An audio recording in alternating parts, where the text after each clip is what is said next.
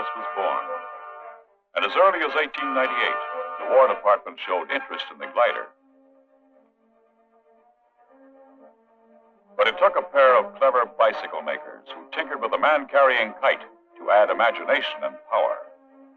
Wilbur and Orville Wright gave the glider a water-cooled engine of their own design and two chain-driven 8.5-foot pusher propellers. The toss of a coin in 1903 at Kitty Hawk, North Carolina, won Orville Wright the chance to be the first man in history to fly under power. Air time, 12 seconds. Distance, less than the length of a B-36 wing. Wilbur Wright went to Europe in 1908 to find a market for the flying machine, which up to then they were unable to sell. His flights on the continent attracted the President of France, as well as the Kings of England, Spain, and Italy. To Wilbur, it was endless work. In addition to acting as pilot, he was ground crew, mechanic, and salesman. A team of horses pulled the plane to a wooden monorail. This was to serve as a runway on the grassy field.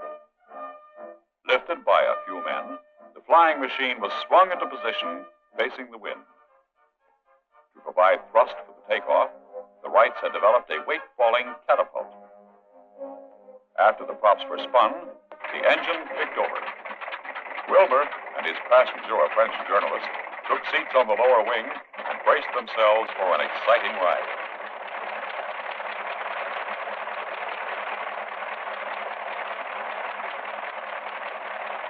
He convinced Europe, winning applause, but no sale.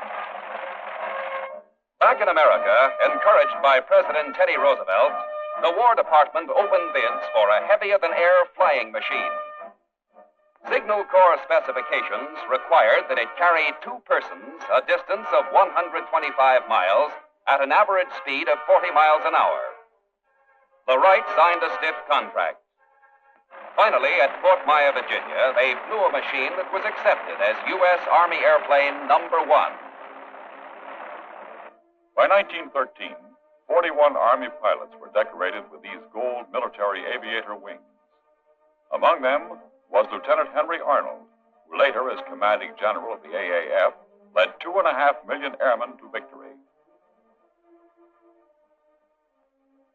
Another aviation pioneer, Glenn Curtiss, also built early Army trainers. Soon, more inventors improved the machine with tractor instead of pusher propellers, and the Army began to see the new airplane emerge as a weapon. By 1916, our only trained aviators were a few Americans flying with France, and they made us proud. They were the famous Lafayette Escadrille, started by Norman Prince, William Thor, Victor Chapman, and Bert Hall, who courageously fought when Germany had full control of the sky over Europe. When German U-boats forced us to declare war, American air power ranked 14th. Believe me, we were far from ready. I was a rookie cadet, I ought to know. They gave us wooden guns and told us we were going to turn the tide. You know, in a couple of weeks, we began to look as though we might do it. For training equipment, we molded our own bombs out of plaster. Pretty soon, we trained with the real things. Lewis machine guns. Having met the requirements, we were issued leather flying togs and helmets. Assignments were made. We got a chance to fly. First, we made a pre-flight check of the baling wire planes.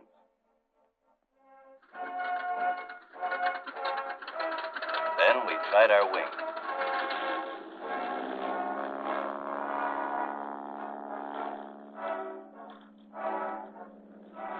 Hours in the air, a few bombs. We were checked out, ready for advanced training overseas.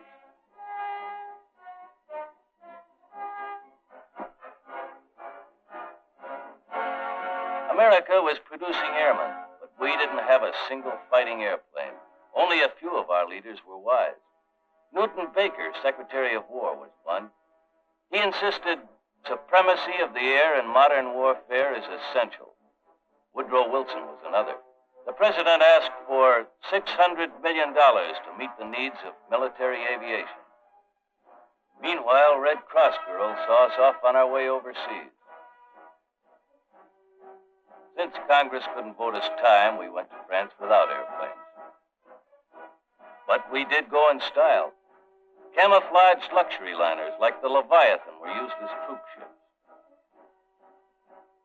Some of us half-trained flyers went to Britain and Italy, but most of us went to France. There we found cities of wooden barracks and muddy streets. In outdoor classes, we practiced gunnery. Wooden models helped us learn how to lead a plane with our fire. Battle-tested aviators took time out from the war to show us how to handle the stick. Finally, we soloed. The first ride was always a thrill and a bumpy experience. However, it was much easier to talk about turning the tide than to produce fighting aces overnight, even if some of us were lucky. Late in 1917, France met the AEF's first Aero Squadron, commanded by Major Ralph Royce. His outfit was the first to see action, and they proudly pasted paper iron crosses over enemy bullet holes. Our commander was Colonel Billy Mitchell. America's first flyers were there. General Benjamin Falloy in command of supply and schools. Colonel Thomas Milling, head of Air Service Units, 1st Army. And Colonel Frank Lahm for the 2nd Army, commanded by General Bullard.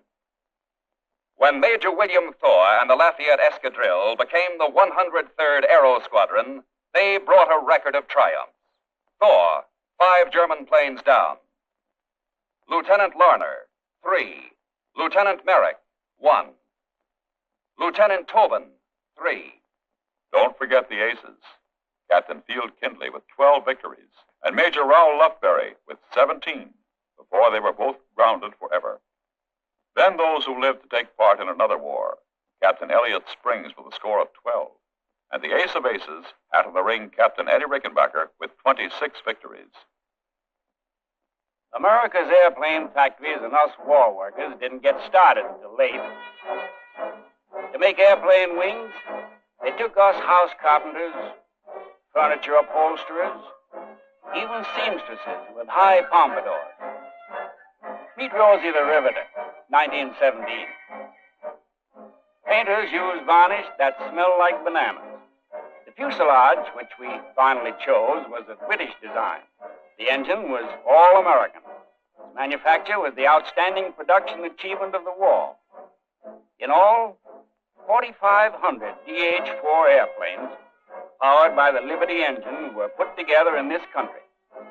They were built by Ford, Lincoln, Cadillac, and Packard, automobile manufacturers. Curtiss, Martin, and Wright, still famous plane-making names, were busy assembly plants in those days. World War I gave America its great aircraft industry. Each plane was test flown. Then, the thousands of parts were painstakingly dismantled for packing under guard.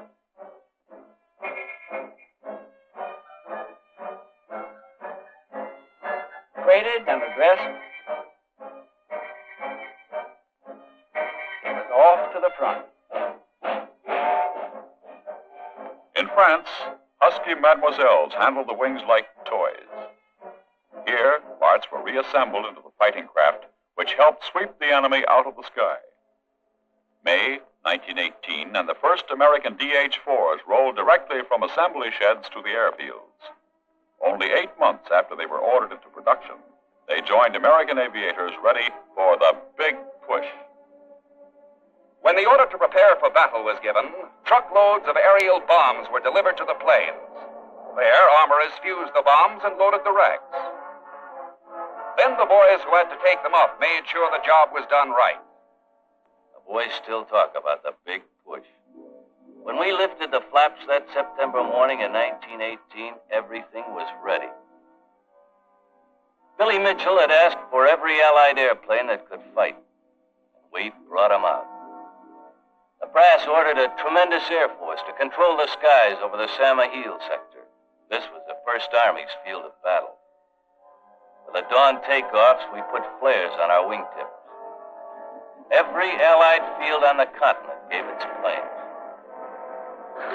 General Mitchell called for 1,500. We actually got 1,481 off the ground. Wooden props bit into the air, and the engines began to rev up. Our mission was to protect the doughboys of the First Army. Some had orders to bomb and strafe enemy installations, others to engage the Germans in the air. This was it.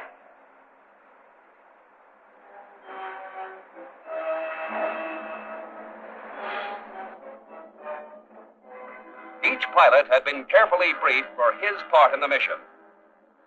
U.S. aviators in 609 American planes, now a solid part of Allied air power, rose to attack.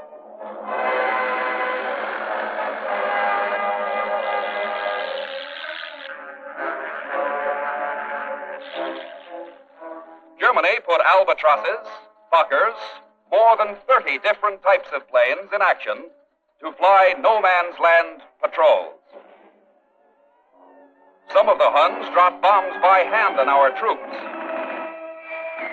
With over 120 different types of aircraft, the Allies fought back. Our boys were always quick to single out the enemy and come in close to attack.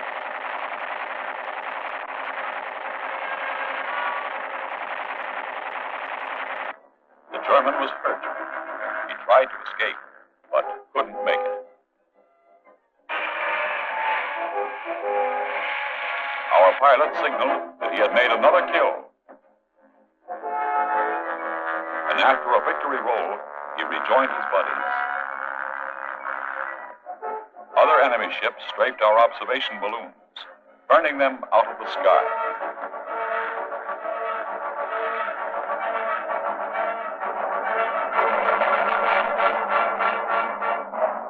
Allied air power struck back in force. The sky was a beehive of battle. We overwhelmed their air defense, winning and holding air superiority. It was almost the same a few weeks later in the Meuse-Argonne offensive, where we bombed with telling effect in the most notable aerial effort of the war. November 11, 1918, closed a chapter in the unending story of the United States Air Force. Visual history has shown us some of the courageous men in uniform and out who cradled the dream of flight and gave us aviation. In the history-making jobs that lay ahead is the inspiring chronicle of more Americans who continued the pioneer spirit. Men with an idea who planned and worked and fought to build the greatest striking force and protective power in history, the United States Air Force.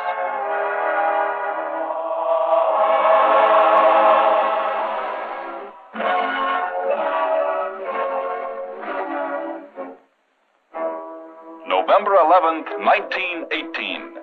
Everyone celebrated the armistice in the Times Squares of the world. While victory flags still waved, America cut the Army Air Service 95%, making it a skeleton force. In France, our airmen had earned the admiration of the Allies, but economy only permitted a handful to rejoin the post-war ranks. Fortunately, among them were Mitchell, Brereton, Spotts, Arnold, and other future Air Force leaders. Many airmen, such as Captain Eddie Rickenbacker, left the service and adjusted themselves to the rigors of civilian life. A few became world famous, like Air Captain Fiorella LaGuardia. For those who stayed in, there was immediate need for their activities. To inaugurate the U.S. Airmail Service, which was pioneered by the Army, President Wilson escorted the First Lady. The Postmaster General picked one of us Army pilots to be the first to fly the mail.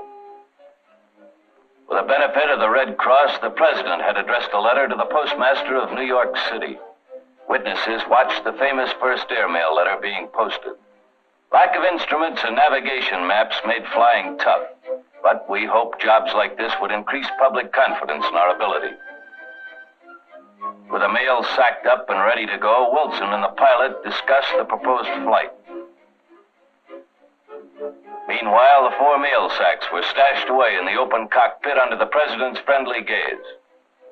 Then the pilot climbed aboard, little dreaming that less than 22 miles from Washington he'd get lost. Later, the first airmail was delivered by another pilot who followed the railroad tracks to New York. Another Army assignment for men who stayed in uniform was Forest Fire Patrol. Quick detection brought about important savings in the nation's timber. But in those days, the one who most often captured the public's eye was the war-trained flyer who took up barnstorming.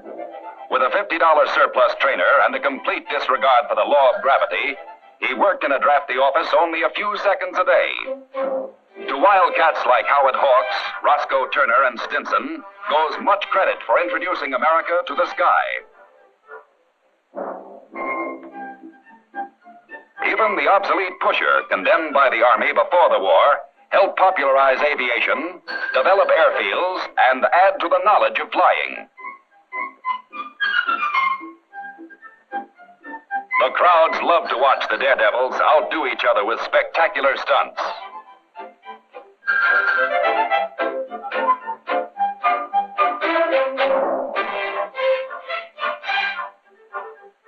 The steady-flying, easy-to-handle Jenny, standard Army trainer, was the barnstormer's favorite perch.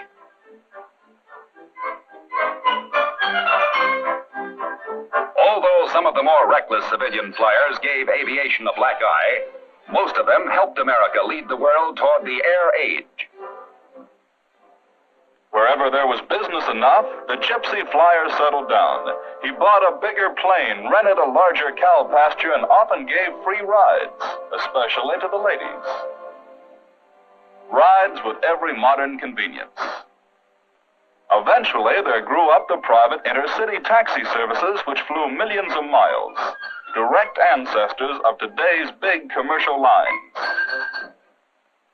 After the war, Congress set up the Air Service as a permanent combat element and permitted training to start again. We studied aerial photography. As the eyes of the Army, one of the Air Service's primary missions was reconnaissance. The main tool was a high-speed aerial camera. After the pictures were taken, the glass plates were developed. Then a lap man made contact prints. Finally, these overlapping pictures were cut up and pasted down as a mosaic. Some of us were briefed for our first mission, strafing maneuvers. This strafing mission was against ground troops armed with anti-aircraft. With the help of the ground crews, we started the takeoffs. Still based on wartime practices, the training program was in 3 parts: primary, basic, advanced. In advanced, we specialized in bombardment, observation, pursuit, or attack. When they heard our engines roar, the troops ran for cover. Flying through their anti-aircraft fire, we strafed the enemy. The mule-drawn ack-ack blazed away.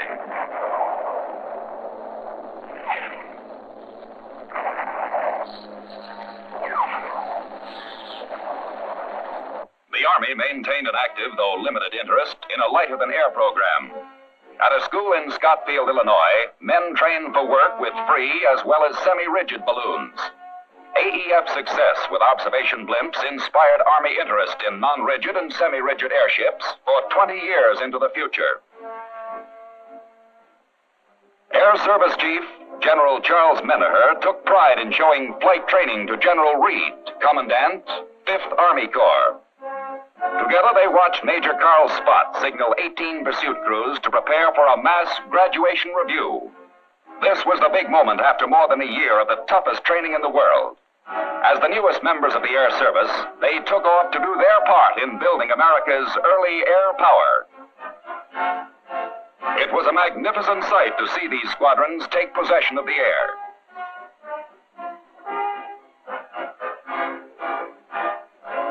Flying safety was a constant goal, and development of a life-saving parachute which the early birds could trust was high on the list of equipment being researched. This test called for jumping off the wing backwards.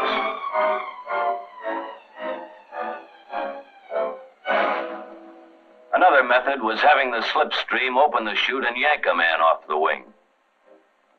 Although Although parachutes had been offered by the Service of Supply for some time, our men didn't use them. To prove that the equipment worked, many of the test jumps were made by the inventors themselves. Despite budget setbacks, the Air Service continued to make aviation history with record-breaking flights. Lieutenants Kelly and McCready won congratulations from the Dean of all flyers, Orville Wright, for setting several duration and distance records in the famous T-2, a hot ship. For the first non-stop coast-to-coast flight, the Air Service modified a giant commercial transport with special tanks in the wings.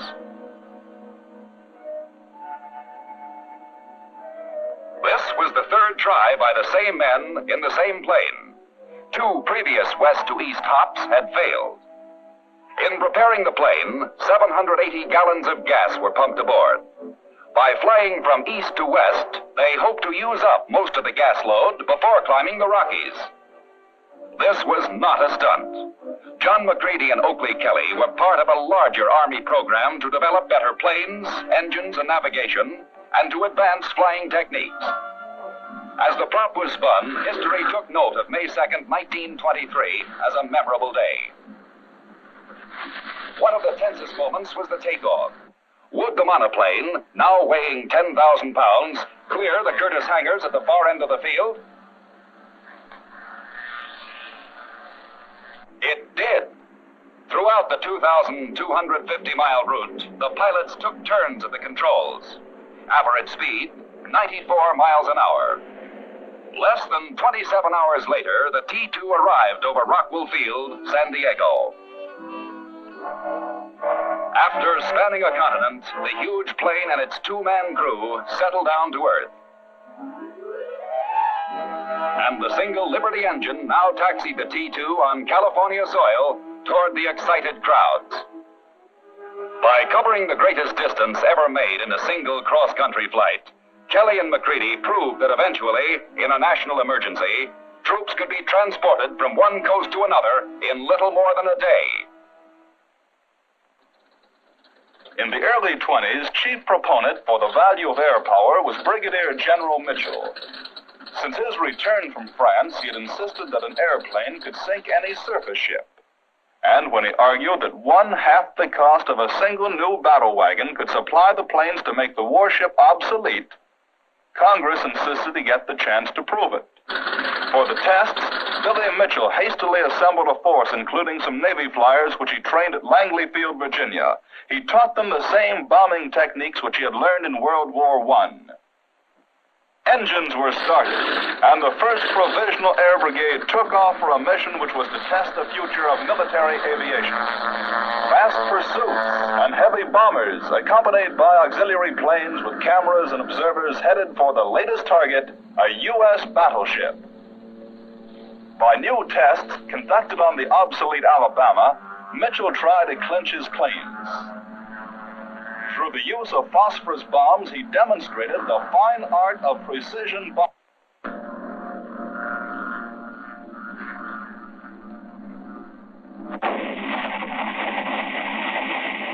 A perfect hit.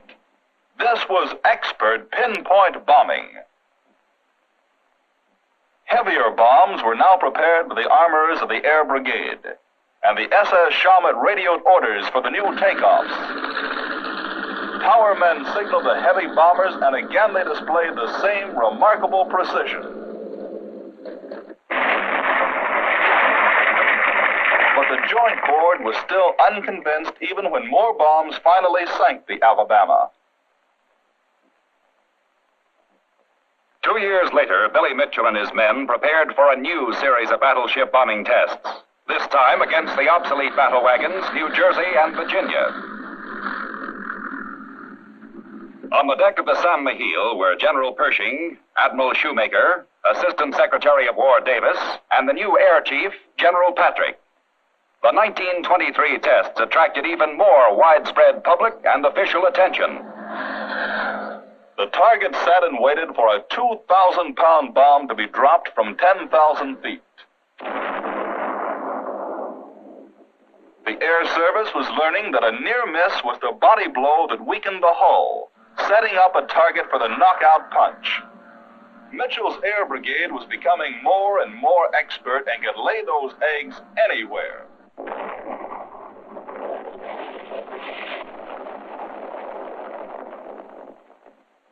A photo plane recorded everything on film. The beginning of the end of a mighty warship victim of precision bombing. A direct bomb strike had cleared the decks and armor plate buckled like a tin can.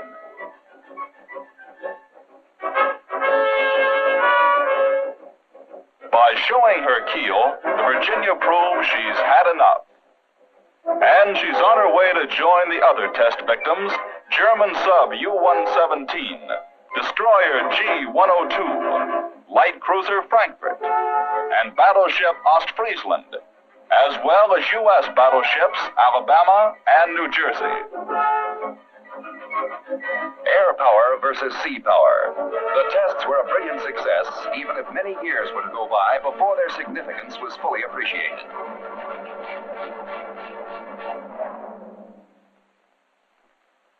For 10 years after the armistice, the job handed America's air service was a secondary one, support of the ground forces. Although later chapters in the Air Force story show the growth of the nation's air arm was inevitable, skeptics persisted in trying to stop progress.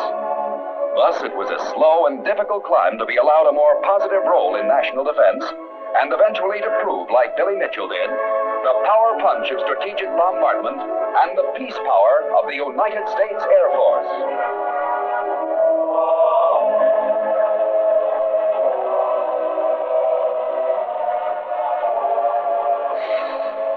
1924. The entire nation, as well as the crowds in Boston Harbor, waited to cheer the first round-the-world flyers. The U.S. Air Service, struggling with a few men, a handful of planes, and very little money, hoped these spectacular achievements would help win public support. Even though it took 6 months for the sturdy biplanes to circle the Earth, the Air Service was making a victim of space. Traversing more than 27,000 miles, they had flown through every weather on Earth. The conquering heroes, led by Lieutenant Lowell Smith, succeeded where all others had failed and at long last returned home. These 6, Harding, Nelson, L.P. Arnold, Wade, Ogden, and Smith, together had reduced the size of the Earth under the leadership of Mitchell and General Patrick, new Chief of the Air Service. At the same time, we developed the Barling bomber. For crew, we had pilots Lieutenants Harris and Muir Fairchild, the designer Barling and engineer Culver. They climbed through the hatch of the monster, which had been shipped to Wright Field in sections. These men were taking a big step toward realizing Billy Mitchell's strategic bombing theories. From his open cockpit, the commander surveyed the man-of-war and ordered his crew chief to start the 6 Liberty engines. 4 of these were tractors, while 2 worked as pushers. With everything checked, the pilot gave the signal to taxi toward the takeoff point on the grassy runway.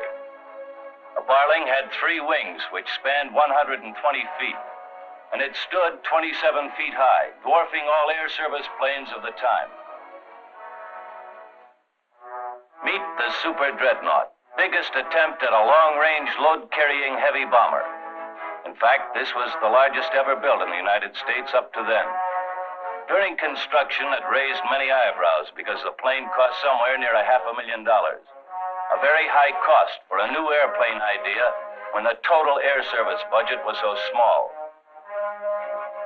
The experimental triplane clumsily started its takeoff for the first time in 1923. 32,000 pounds traveling along at the incredible speed of 61 miles an hour. When it couldn't climb over the Appalachian Mountains, the Barling was grounded and was used to solve engineering problems. It certainly influenced development of the B-17. The next year, President Coolidge looked for the Pan American Goodwill Flyers to land at Bowling Field, Washington. After they had flown 22,000 miles and had visited 25 sister republics, Major Herbert Dargyule and his crew were welcomed back to the U.S. The President awarded each flyer a Distinguished Service Cross certificate in a ceremony attended by the Cabinet. The new Air Corps chief congratulated the flyers, including future Air Force generals Lieutenant Ennis Whitehead and Captain Ira Aker. Thus, the Air Corps had demonstrated its diplomatic value to the nation. Also in 1926, Frederick Patterson, head of a group of Ohio businessmen, broke ground for Wright Field. 2 years later, Orville Wright raised the flag for our dedication ceremony in a distinguished company of many notables and aviation names. Together, they hallowed the ground for the Air Corps Materiel Division, which was going to build the greatest flying field in the world, near Dayton, home of aviation. America couldn't have had better representation than Orville Wright, Secretary of War Davis, Judge Kennesaw Landis, Assistant Secretary Truby Davison, Air Corps Chief General Patrick, and many others. From the steps of the new headquarters, they witnessed the gun salute. Squadrons of the latest planes passed in review and hailed Wright Field.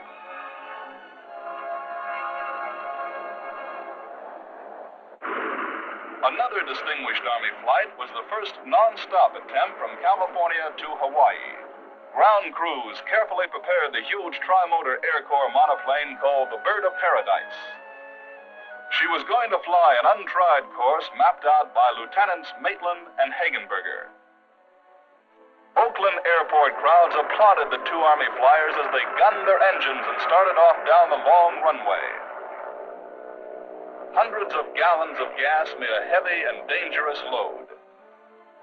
Finally, the Bird of Paradise lifted itself off the earth and headed for 2,400 miles of nothing but ocean. Navigation was the chief problem.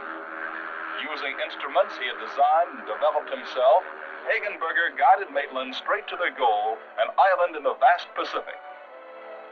Less than 26 hours later, the people of Hawaii hurried to get a look at the first airplane flown from the States. Maitland and Hagenberger had made it.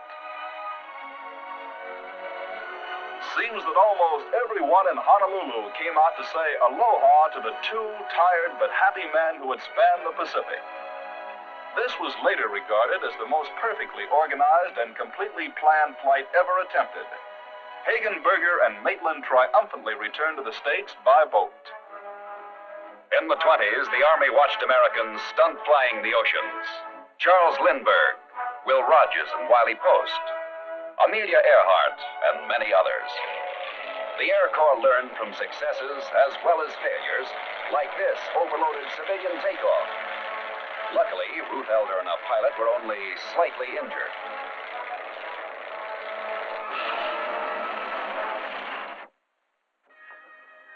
In the search for greater range, very important to air defense, we sent up the famous question mark to try mid-air refueling.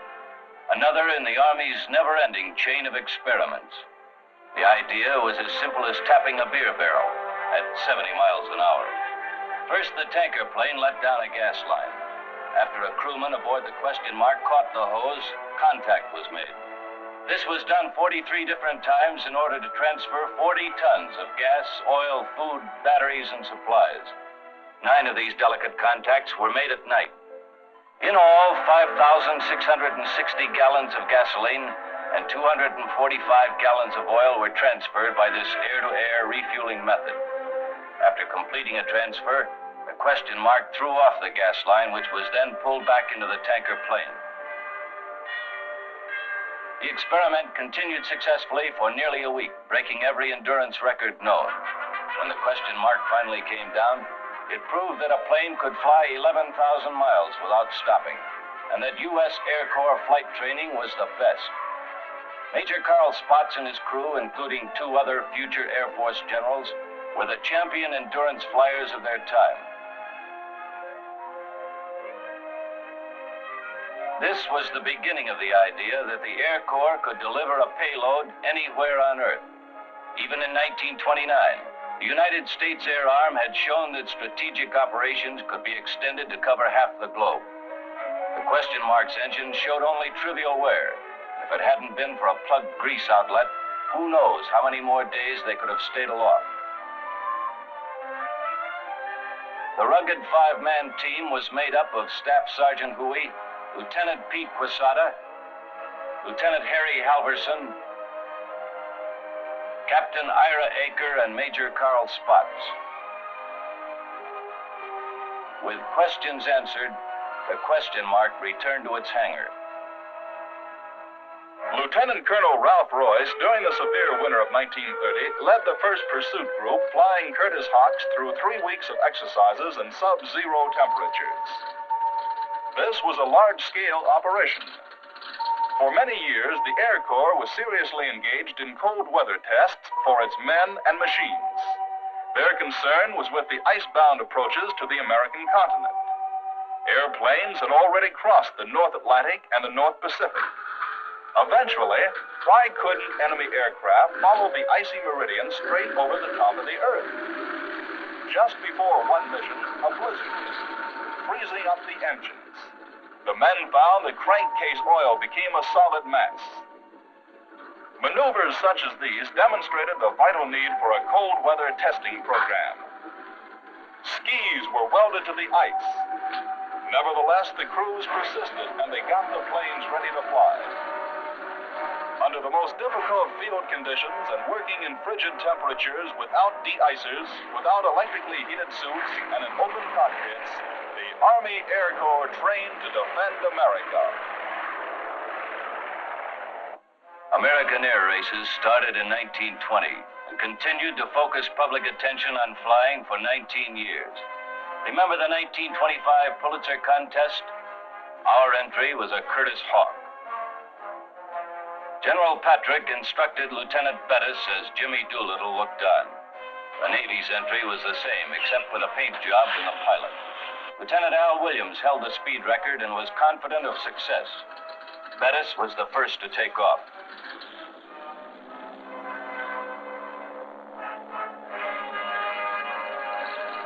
On another section of the field, the ground crew straightened the Navy plane and Williams sped away. There goes the Army. It was a spectacular show around a closed course as Bettis picked up speed.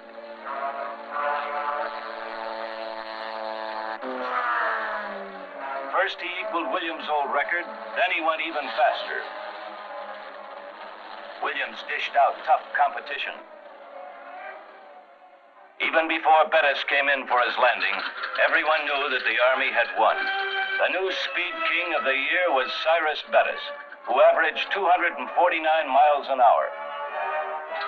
The Navy entry averaged 242 miles an hour and was given second honors.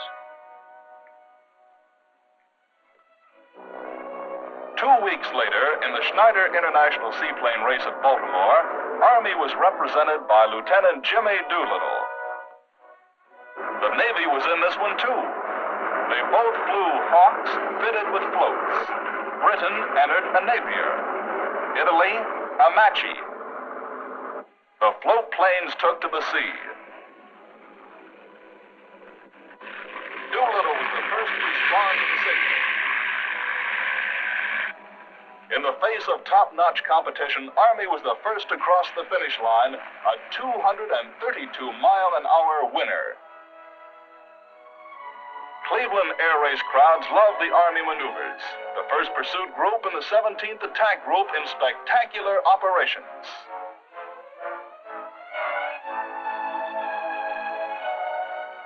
Lucky Lindy watched the Army write its initials in the sky.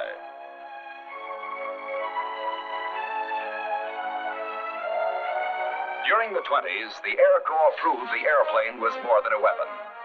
Although Army flyers had cut time and distance by flying higher, longer, and faster, this period was a constant struggle for recognition. These flights made Americans think about air power.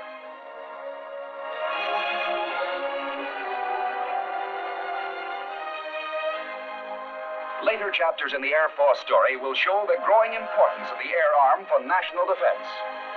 The uniting of the new power with America's great industrial capacity made it possible to prepare for the future and to speed the growth of the United States Air Force.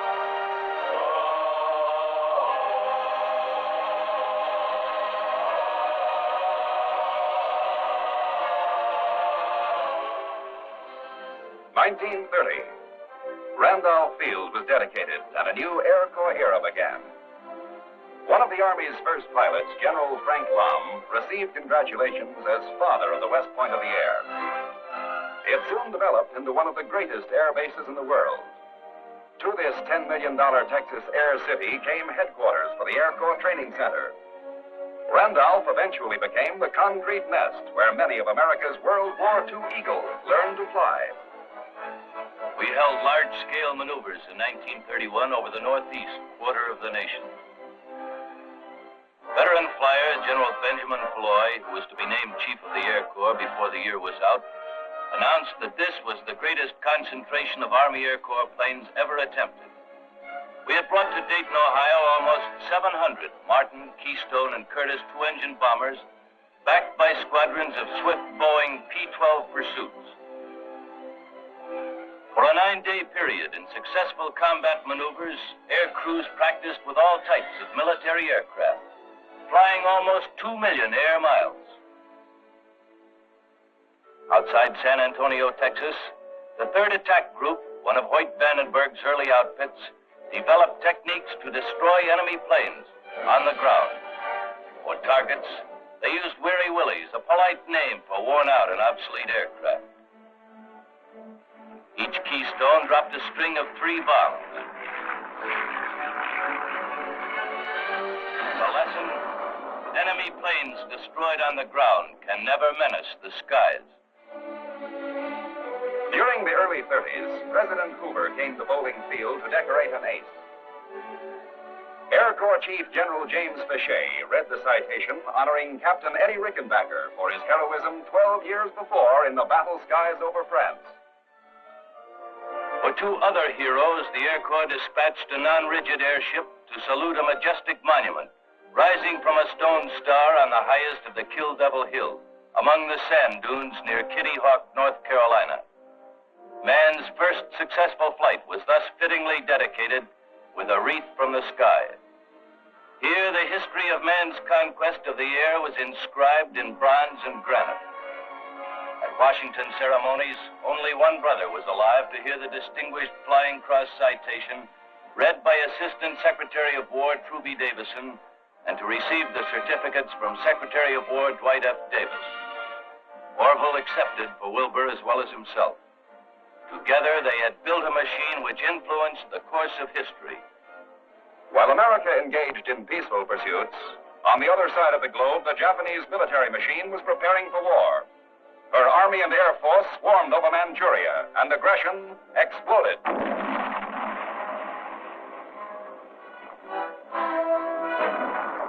Japanese airplanes and ground troops in the fall of 1931 began an unwarranted attack on Manchuria, the beginning of world conflict.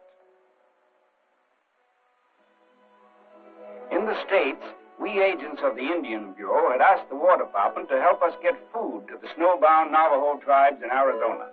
The 11th Bomb Squad came to us from March Field. After the flyers wrapped the supplies in blankets and fastened them to the bomb shackles, they hung the mercy bundles inside the planes like bombs. Near a line of Curtiss bombers, we pointed out the first trading post on the map. The pilots called it the target. It was easy to see that this winter of 32 was a man-killer. As we flew north past Navajo Mountain, traveling 133 miles an hour in open plains at 0 temperatures, we searched the mesa. There it is, the big lodge in the middle of the stake fence. Flying low, the pilot put the B-2 Condor on the bomb run.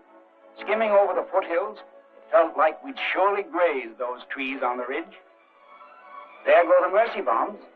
It was magic. Machines designed for killing an enemy were saving our friends. We almost tripped on our own shadow as we waved goodbye and headed back. Agents on the scene reported that by dropping 15 tons of supplies, the Air Corps had saved entire families. Our aviators engaged in peaceful pursuits. At the same time, there were war rumblings in Europe. While we flew missions of mercy, an ominous voice was threatening the peace of the world. Vor uns liegt Deutschland, in uns marschiert Deutschland und in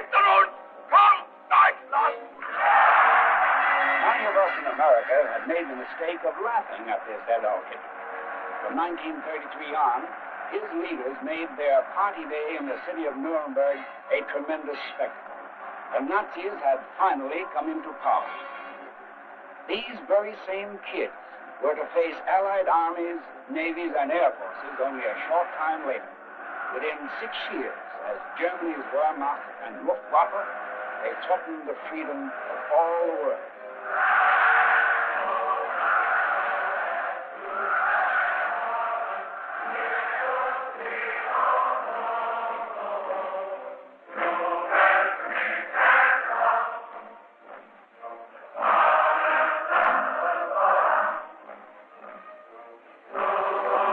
Back home in 1934, there was a conflict over charges that the United States Post Office Department was paying exorbitantly high rates to commercial lines for carrying the nation's airmail. Contracts were canceled, and by presidential direction, Postmaster General James A. Farley signed the order turning the job over to the Army Air Corps, which had pioneered flying the mail. In obsolete planes, including open cockpit fighters and trainers, we maintained day and night airmail schedules. In spite of weather and the lack of equipment, the men of the Air Corps tackled the job as though flying the mail was a series of combat missions. Operating from airfields which still used World War I searchlights and flying without a beacon system, crashes were inevitable. The nation wondered how the Air Corps could ever carry bombs if it couldn't carry mail. But investigations disclosed that if we had been given the planes, personnel, and training funds for which we battled all those years, we could have done this or any job. The 30s also began to see a change in Army aircraft design. Sleek monoplanes, all-metal construction. General Falloy had urged the aviation industry to compete in the building of a fast bomber. And Boeing delivered the 163-mile-an-hour B-9. The same year, Boeing took a powerful 600-horsepower Pratt & Whitney engine and strapped on a rugged 24-foot saddle. They called the result a P-26. These first all-metal pursuit monoplanes were still on hand 9 years later when the Philippine Air Force tried to use them against the Japs. Pitted against the B-9, the Boeing fighter and bomber put each other through their paces. Kicking up a top speed of 230 miles an hour, it easily outstripped the B-9 bomber and many other planes of the period.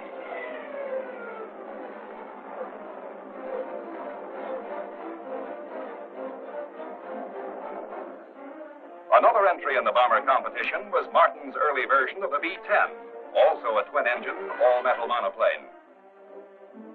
It had a waist gun, a nose gun, and an efficient bomb bay, which could close on a 2,000-pound argument. This armament, plus a 1,300-mile range, made it the most powerful bomber of the time, while its speed of 207 miles an hour made it the fastest in the world. An excellent trial for the new B-10s came in 1934, when Lieutenant Colonel Hap Arnold and Majors Huner and Ralph Royce led 27 officers and men on a long-range test flight. Takeoff, Washington, D.C. Destination, Fairbanks, Alaska. Mission, to fly over extensive Alaskan territory, photograph strategic landing areas, determine the feasibility of sending an Air Force to Alaska in an emergency, and report on frontier defense. On the return trip from Juneau to Seattle, the crews flew non-stop through fog and rainstorms, 990 miles. Thus, as early as 1934, the Air Corps proved that it was technically possible for an enemy to bomb the United States from the Arctic. After reaching Washington, the Alaskan flyers were honored at Bowling Field. Later, in new trials, the Army Air Corps set out to prove that B-10s could operate under extreme Arctic conditions. During backbreaking exercises, picked crews battled freezing equipment as they tried to operate their planes and weapons in sub-zero temperatures. Lessons learned in these cold weather tests proved invaluable 7 years later when Japan reached for the United States via Alaska.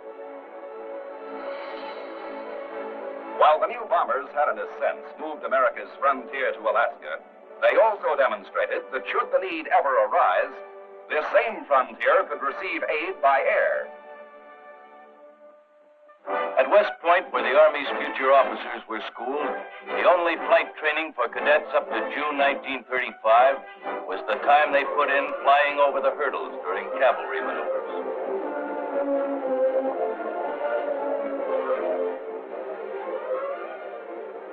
But the class of 36 was the first to start aviation indoctrination. To Mitchell Field, New York, came 279 cadets in 3 separate groups, under command of Air Training Officer Major Omar N. Bradley. Each group prepared to stay a week to get 20 hours of flying, along with extensive ground courses from Army and Air Corps experts like Air Officer Lieutenant Colonel Walter H. Frank. In this first detachment were future Colonels Richard Carmichael, Clinton True, Gordon Austin, and Benjamin Davis, among others. They studied aircraft familiarization, gunnery, and engines. Before long, orders of the day called the names for the first flight. Down the line went the cadets, trailing their waltzing Matildas. Engines were warming up as the cadets climbed aboard, bucking the slipstream. Pilots took the controls, and the line of obsolescent LB-6 bombers taxied off the hard stand.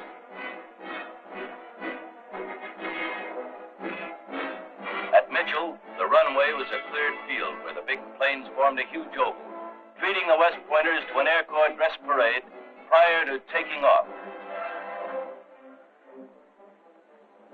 After flying over New York City, the lead Keystone bomber headed due north toward the point. Gunnery familiarization was on the curriculum, as was instrument reading, cross-country, formation flying, and aviation. En masse, the 3 flights roared up the Hudson River to salute the United States Military Academy at West Point. For the years between wars, the Army Air Corps continued to make progress, and U.S. Army Chief of Staff reports began to attach greater importance to military aviation. Squadrons exercised as real fighting units, with the General Staff finally conceding that the air arm might be utilized for independent operations. As the next film chapter will show, hopes of big bomber advocates boomed during a period of alarming developments on the world scene.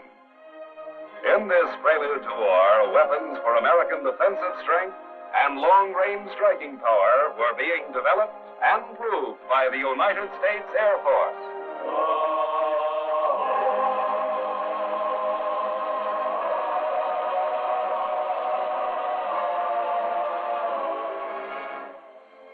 (1935). Diamond Head on the island of Oahu became the visual checkpoint for Hickam, a new Army field which was dedicated that spring. It was not until 1937 that Hickam was built up as a major air depot and homing station for a complete wing. Situated at the entrance to Pearl Harbor, this field became Air Defense Center of Hawaii. After 20 years, the War Department had finally given these volcanic islands recognition as an overseas garrison. Eventual home for the Hawaiian Air Force, the Pacific Paradise easily won a reputation among airmen as being a good deal.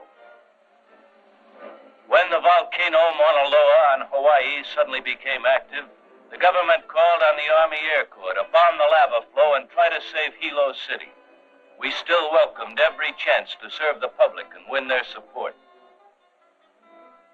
The antique bombers were gassed up and the bombs were fused, ready for the operation. Then the towerman gave us the takeoff signal. 5 Keystone bombers of the 5th Composite Group, commanded by Lieutenant Colonel Asa Duncan, headed for the target, a river of fiery lava which relentlessly flowed 800 feet an hour toward the city. Correcting his sights, my bombardier signaled for release of the first bomb. In all, we smashed 6,000 pounds of high explosives at the lava stream and its source. Within 2 days after the bombing, the river of fire slowed, then stopped completely. And Hilo City was saved by air power. March 1935, General Orders established the GHQ Air Force, an important advance. This meant that a large part of national defense was entrusted to the Air Corps' handful of men, although they constituted only 11% of total U.S. Army strength.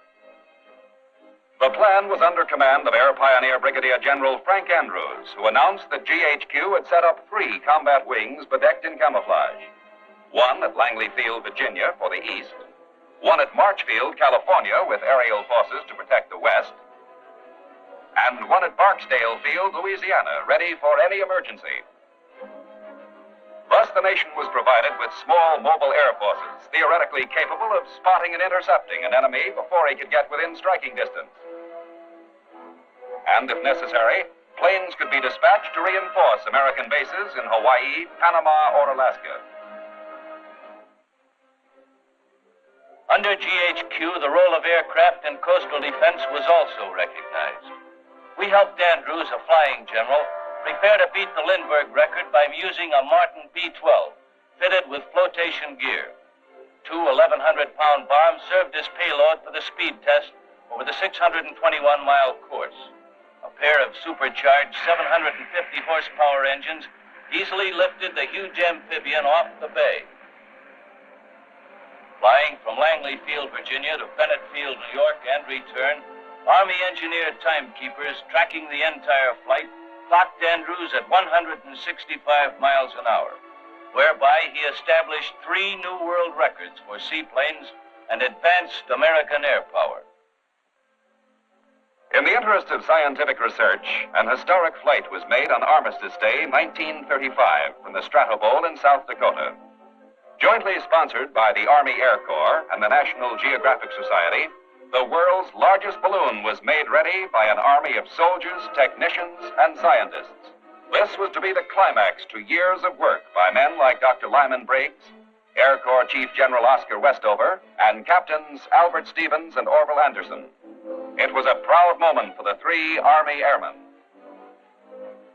Shortly before the ascent, Stevens joined Anderson inside the 9-foot sphere to check the ton of delicate scientific instruments which they had installed to investigate the sky. They carried cameras, a spectrograph, a radio transmitter, even Geiger counters. Within a necklace of floodlights, the giant mushroom was filled with helium gas. 0 hour and all aboard. Attaching the sphere to the fully inflated and rising balloon was a most delicate operation. They're off. Anderson on topside to release ballast to clear the hills. The 2 flyers reached the greatest height known to man, 14 miles. After 8 hours, they made an eggshell landing and brought back valuable knowledge on weather, cosmic rays, radio, and mapping. This was a remarkable expedition on the battlefront of science. Weather conditions in the spring of 1936 produced unprecedented floods in the eastern states. To survey this national emergency, we dispatched the Army flagship, the Douglas C-32, fitted with the very latest communication equipment. Expert observers plotted the rescue work and sent out a call to the 2nd Bomb Group at Langley Field, Virginia. When the order was received, weather and intelligence officers briefed the crews for the emergency mission. 30 B-10 bombers, 45 officers, and nearly 100 enlisted men, under command of Major Robert Cronau, took part in this latest Air Corps effort to fight disaster. Flood damage was the greatest of record, as the B-10s flew over the swollen James, Potomac, Susquehanna, and Ohio rivers. Over the drop zones, 8,000 pounds of medicines, clothing, and food fell on isolated Pennsylvania communities. Thus, the Air Corps played a major role in alleviating human suffering at a time of great need by quickly converting its weapons of war to wings of mercy. Meanwhile, Japan was still making a bid for world power with her undeclared war against China. We didn't know that by the end of 1937, Jap pilots were training for Pearl Harbor, as her relatively modern air force ruled the sky over China. Other totalitarian nations like Italy were also testing their air forces in actual war on a scale unknown since 1918. her soldiers and airmen were led into an unwarranted campaign of aggression against her helpless neighbor, Ethiopia, by Premier Benito Mussolini, an accomplished public rabble-rouser.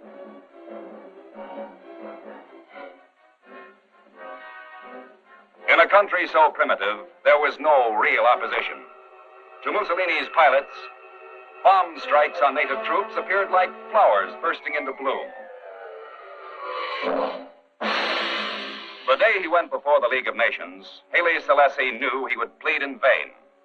He stated that Italian aircraft had hurled gas and death upon his people, and asked if the free world intended to bow before force. A few days later, the League of Nations went out of business. That's when the American press started wondering why U.S. air power was falling so far behind Italy, France, Russia, and Britain. As a correspondent, I went to the War Department. Air Corps leaders showed me what they were doing with limited funds. I was surprised to find that working with American industry, the generals had started planning a long-range heavy bomber as early as 1933. Specifications had asked for an aerial dreadnought of tremendous capabilities. These requirements of speed, range, load, and ceiling had posed many problems for the designers. I discovered that among the models submitted was this revolutionary design from Boeing calling for 4 engines. If accepted, it would become a flying battleship, 68 feet long with a wingspan of 104 feet. Along with the model, Boeing engineers had prepared a detailed proposal which they submitted to the Materiel Division. Then I learned that in June 1934, Boeing received a contract from the Army for design data, a full-scale wooden mock-up, and complete wind tunnel tests on their proposal.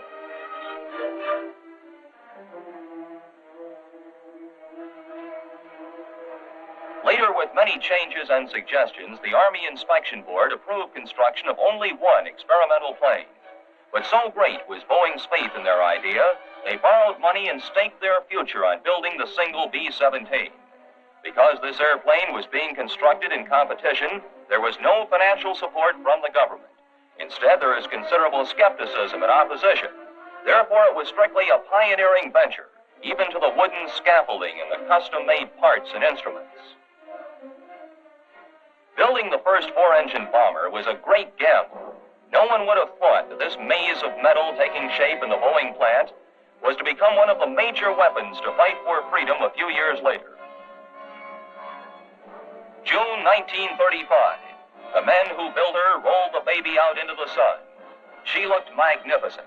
So good, they called her a flying fortress, and the name stuck. If she worked, the XB-17 would be the biggest single step toward advancement of American air power. Now, would the Army Air Corps accept her? The Giant was groomed and ready for a backbreaking test.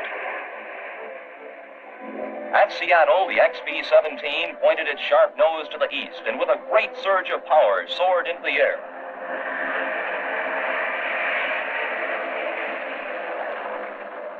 Past Mount Rainier, the majestically sweeping design with feather-like maneuverability surpassed even the best hopes of its designers.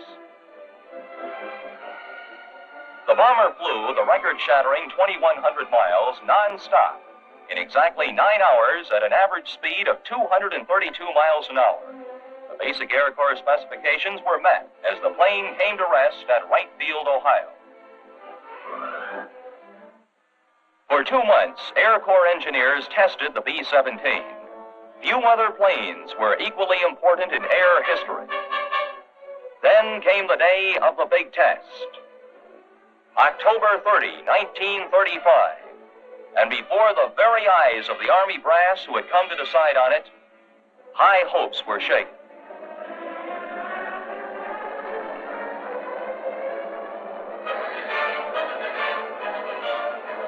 Every one of us who had worked for the perfect defense weapon saw our creation go up in smoke. But Air Corps Chief General Westover immediately took up the battle. After several months of investigations, the plane was cleared of any mechanical fault. The B-17 could not be ignored because of an accident. More of these 4-engine bombers had to be built. Men and machines went back to work, and American air power marched on. Machinists, metal workers, small parts men, The skilled hands of America's great industrial wealth were back at their benches, performing millions of precision aviation tasks. The contract for construction of a service test fleet of 13 airplanes had been awarded the Boeing Company by far-sighted leaders of the Air Corps. Although this contract was completed with horse and buggy production methods, the dreams of men like Generals Westover and Andrews were being fulfilled. They claimed the airplane had brought into being a different mode of warfare, the application of air power. And with a B-17, they hoped to give America the weapon which could engage any enemy on land, sea, and in the air, destroy his war production and will to fight. However, it wasn't until spring 1937 that this new air power began to arrive, when the first B-17s were delivered to the 2nd Bomb Group. The Air Corps was finally being equipped with weapons equal to any military planes in design, speed, endurance. Before the end of World War II, production increased 1,000-fold, giving us more than 12,000 flying fortresses. In later chapters, we shall see America's air power grow. And when the big test came in 1941, there was both the doctrine of air warfare and fully tested airplane designs in the strong hands of the United States Air Force.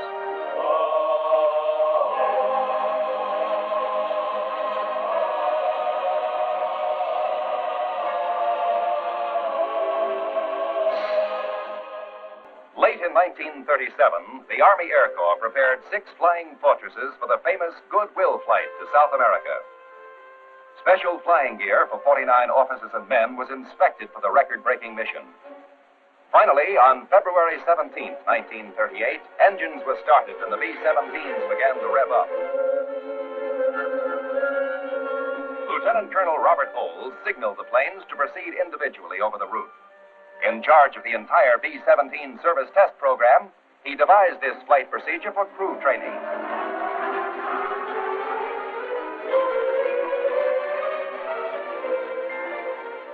Rendezvousing at each day's objective, they engaged in the only formation flying of the trip. In this way, the navigational proficiency of the personnel was fully tested. After visiting Argentina, Chile, and Peru, the bombers returned to the United States and sat down at Langley Field, Virginia. The roster of the Goodwill pilots sounds like a roll call of America's World War II air leaders, because among them were Caleb V. Haynes, Harold L. George, and Curtis E. LeMay. Such missions were labeled the great expeditions of the first generation of human flight. Later, Secretary of War Harry Woodring led a party of us, including Generals Arnold and Emmons, to honor the 2nd Bombardment Group. For achieving the most outstanding Army Air Corps flight of the year, we awarded them the highly prized Mackay Trophy. All 49 men were saluted for their high degree of skill in pilotage and navigation in accomplishing the 10,000-mile mission. Meanwhile, with the advent of Hitler, the German Air Force came back to life. Glider clubs for Hitler youth were fostered throughout the fatherland. For the bigger boys, flying sports clubs were the attraction. First, Germany's aviation industry was ordered to build only commercial planes, easily convertible for military purposes. Then, ignoring the Versailles Treaty, Hitler gave Air Minister Goering the green light to go into mass production of fighters and bombers. America, the cradle of aviation, soon was outmanned and outplaned. We didn't seem to know that it took 1 year to train a pilot and 5 years to design and build a plane. Hermann Goering did.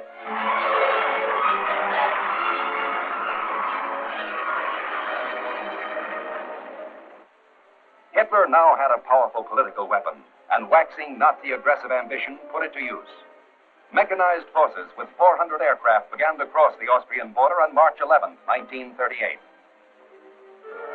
Hitler himself followed the next day and formally swallowed up the Republic of Austria and its small air force, prelude to World War II. As a result, Major General Frank Andrews gave us orders to put the nation's GHQ Air Force on defense maneuvers. In May 1938, the GHQ maneuvers utilized 3,000 officers and men, 217 military planes, and 19 temporary air bases, for a tactical exercise to defend the northeastern section of the U.S. against an air attack by American squadrons assuming the role of an enemy force. To assist General Andrews, we came from bases all over the country and aided him in planning the biggest show of its kind in the nation's air history. One of the highlights was to be a mock attack on the city of Farmingdale, near Mitchell Field, and a blackout of the area as the first U.S. air defense test. Weather intelligence as well as tower operations were alerted. Taking part was the small fleet of Boeing Fortresses, commanded by General Krogstad of the 2nd Wing. A few squadrons of Douglas B-18s, the new bomber favored by Congress and the Army, commanded by General Emmons of the 1st Wing, and several echelons of stubby P-26 fighters, which stepped down to treat New York's skyscrapers to an aerial thrill. Attacking bombers headed for the target, Farmingdale, home of the Seversky and Grumman aircraft plants. As night fell, newscasters like Bob Trout helped alert the defending planes of the 3rd Wing at Mitchell Field, as well as the surrounding Long Island community. At the first sound of approaching enemy aircraft, Farmingdale responded to the air raid signal with enthusiastic cooperation.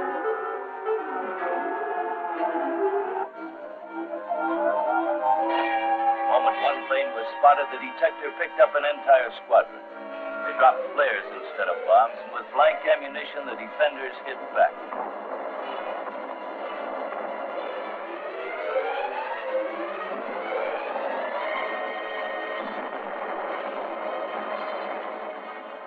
The most realistic air exercises ever held were declared a brilliant success by the defending commander, General Martin, who lost the Battle of Farmingdale. September 29, 1938, Hap Arnold became Chief of the Army Air Corps. With Andrews, he briefed General Marshall on the air facts of life. On the day following Arnold's appointment, the Munich Agreement was signed. Without firing a shot or dropping a bomb, Hitler's military machine had won for him a great victory. But Prime Minister Neville Chamberlain thought he had achieved peace. Peace in our time. The very next day, 500 German aircraft assisted in the invasion of the Sudetenland.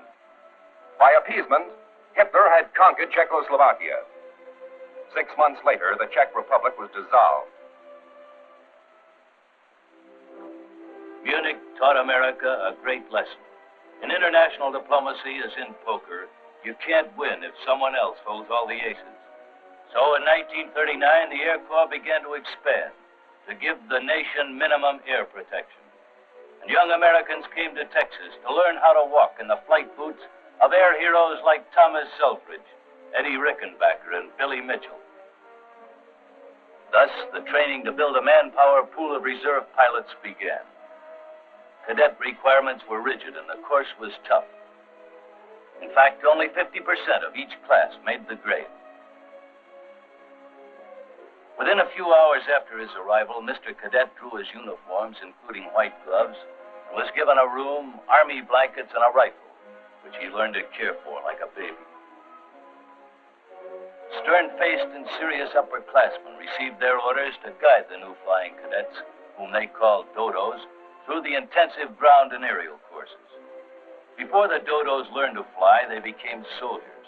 In 1 year, they had to absorb the Army's long tradition of service, honor, loyalty, and discipline, so that later they would know how to command. For the cadet was more than a prospective aviator. He was a potential officer in the Army Air Corps.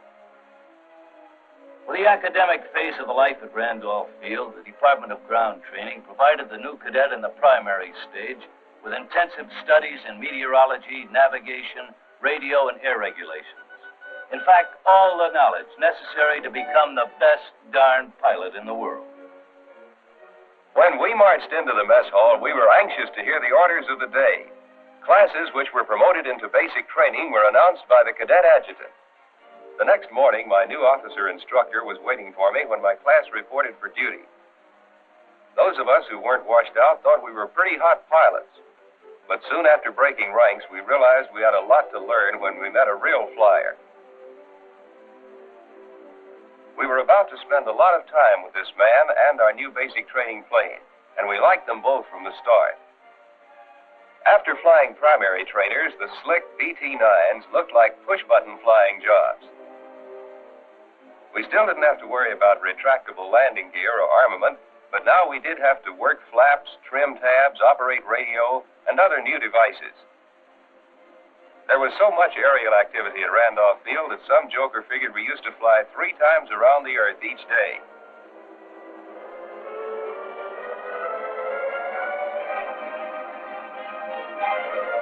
Flying formations and cross-country, we covered more square miles than there are in the state of Texas. Although we had more instruments to watch, more complicated equipment to handle, flying was no longer a chore. It was fun, sport, excitement. And with every flight and every landing, the feeling grew. We talked and ate and slept flying. They say it costs thousands of dollars to train a pilot. Frankly, we should have paid the Army for the chance. Instead, we got $75 a month and the opportunity of a lifetime. After counting our pay, we got ready for weekend leaves. Life at Randolph wasn't all work. I'll never forget the big times in San Antonio where we rushed cadet widows, the name we gave to the local girls. For the spiritual and moral side of the student's character, the City of Wings had one of the most beautiful chapels in the Army. And to build his body, there were more than enough sports to choose from.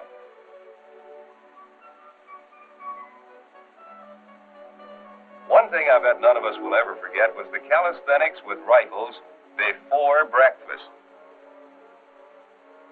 For advanced training, we sent the fledgling flyer to nearby Kelly Field. There, he flew an AT-6.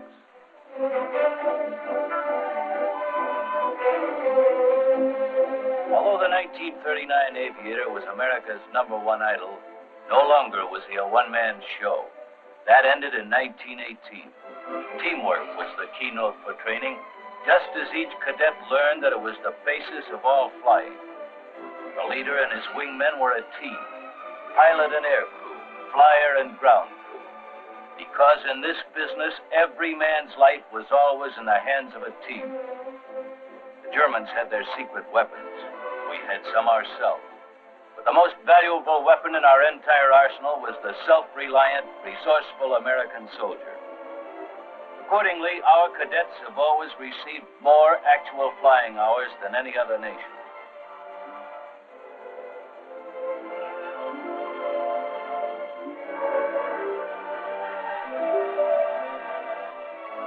When the cadet brought his ship in for the last time, he was ready for graduation.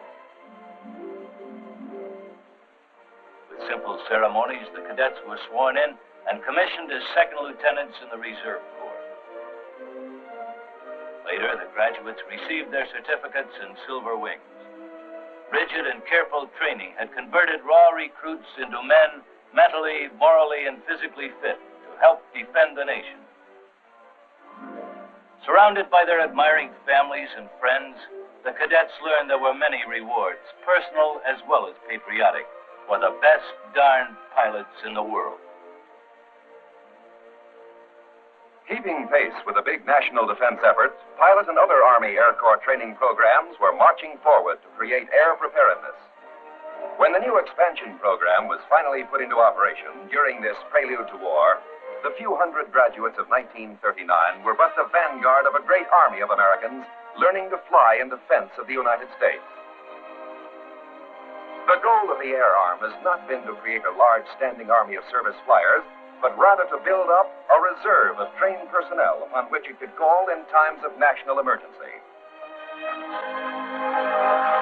As we shall see in later chapters, 1939 was the birth of the belief that a strong Air Force would not only go a long way toward keeping America out of war, a strong Air Force would be absolutely vital in keeping war out of America.